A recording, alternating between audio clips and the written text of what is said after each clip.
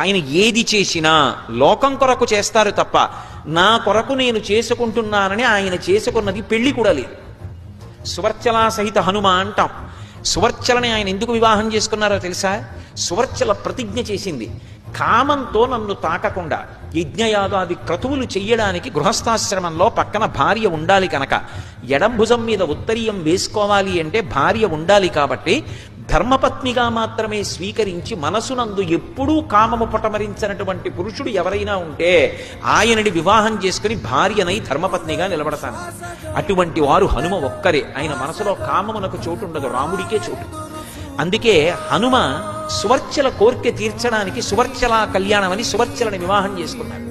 అటువంటి త్యాగమూర్తి నా కోసమని చేసుకున్నది ఉండదు. అందుకే విద్యాధరులు, మహర్షులు, గంధర్వులు, యక్షులు, కిన్నెరులు, కింపురుషులు అందరూ ఆకాశంలో నిలబడి ఆయనకి కితాబ్ ఇచ్చారు. రామార్థం వానరార్థం చకీర్షం కర్మదుష్కరం సముద్రస్య పరంపారం దుష్ప్రాపం ప్రాప్తుమిచ్చతి. ఆయన కొరక ఈ 100 యోజనముల సముద్రాన్ని దాటి వెళ్ళడం ఎవరైనా సత్కారం చేస్తారనా, ఎవరైనా సన్మానం చేస్తారనా, ఓ బిరుదిస్తారనా, లేకపోతే తాంబూలం ఇస్తారనా? దేనికోసం కాదు, నాకు ఈ శక్తి ఉంది, నేను ఒకరికి ఉపయోగపడాలి, అంతే ఆయన జీవితం.